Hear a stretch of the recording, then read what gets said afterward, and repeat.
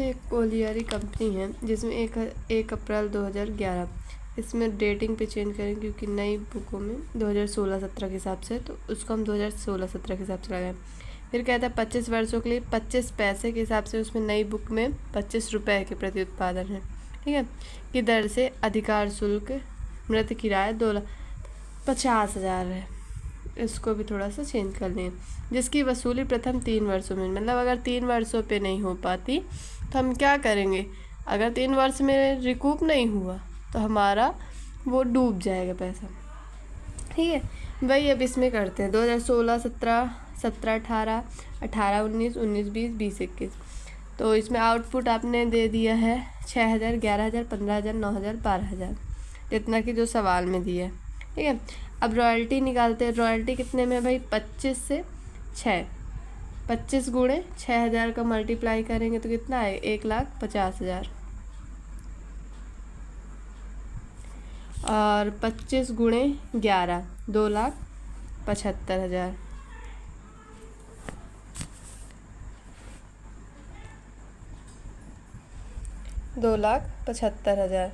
फिर उसके बाद 25 गुणे 15 करते हैं, तो 25 गुणे 15 यहाँ पे करने पे 3,75,000 आया, 3,75,000। 25 गुणे 9,000 करने पे, 25 गुणे 9 करने पे कितना है, 2,25,000, 2,25,000। और 25 गुणे 12 करने पे कितना है, 3 लाख। मैंने यहाँ पे जीरो का नहीं किया है, लेकिन बाकी आप करके भी देखो। मिनिमम रेंट सभी जगह कितना है, डेड रेंट, मिनिमम रेंट और डेड रेंट वही है, 2,50,000, 2,50,000। फिर उसके बाद जो शॉर्ट वर्किंग है, 2,50,000 में 1,50,000 चले गए तो 1 लाख क्या होगा, शॉर्ट वर्किंग हो गई। 2,75,000 और 2,50,000, ये तो क्या होगा, सरप्लस हो गया। तो हमारे यहाँ पे कितना, 25,000 का ना, 25,000 का, 3,75,000, 2,50,000, तो 50 इधर का बच गया, 1,25,000, जीरो, साथ में 2 5 गए 2, 1,25,000, 2,25,000 में 25,000, ये क्या होगा, शॉर्ट वर्किंग हो गई, ठीक है। और 3,25,000 यहाँ पे, सॉरी 2,50,000 यहाँ पे एक जीरो का में, तो यहाँ पे क्या हो जाएगा, कितने का भाई, 50,000 का, कितने का, 50,000 का। शॉर्ट वर्किंग रिकूप, इसमें तो रिकूप होने वाला नहीं है, इसमें रिकूप में क्योंकि पहले साल अभी हमको टाइम मिलना है, तो लैंडलॉर्ड को भाई पेमेंट कितनी होगी, क्योंकि हमारे पास शॉर्ट वर्किंग हुई तो मिनिमम रेंट ही हम उसको पेमेंट करेंगे। अब उसके बाद क्या है, 2,50,000 है, ठीक है, और 25,000, 1 लाख की हम, अब यहाँ से हमारा फंडा इतना क्लियर हो गया। अब केवल हमको इसको देखना है। हमने कहा कि प्रथम 3 वर्षों में अगर होनी थी, मतलब 3 वर्षों में, तो 1 2 3, मतलब यहाँ तक का क्लियर हिसाब करते जाना आपको। 25,000 आपके क्या हुए, रिकूप हुए। 1 लाख में 25,000 आपने रिकूप किए, तो अभी आपके पास अनरिकूप, तो भाई ऐसा नहीं कि बस पैसे डूब गए, अभी टाइम आपके पास बचा है।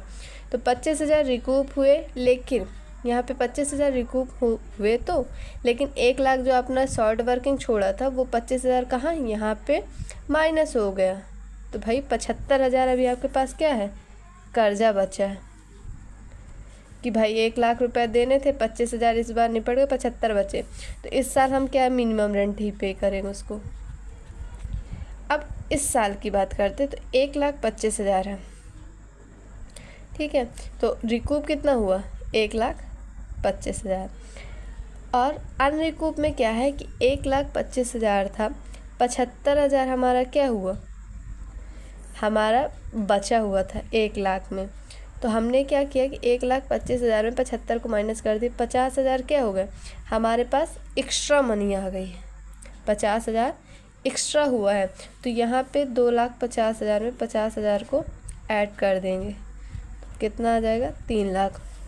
2,50,000 था, क्योंकि हमको ये मिनिमम रेंट है 2,50,000, इससे कम हम मिनिमम रेंट की पेमेंट नहीं कर सकते, तो 50,000 इस बार हमारे पास प्रॉफिट आ गई। तो 2,50,000 में 50,000 को प्लस किया 3 लाख।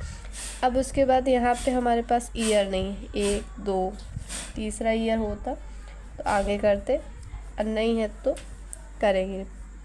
ये डैश यहाँ पे 2,50,000 पेमेंट कर देंगे। और रही बात इसकी, तो यहाँ साइड चूँकि 50,000 का, तो इधर साइड 3 लाख की पेमेंट करेंगे लैंडलॉर्ड को,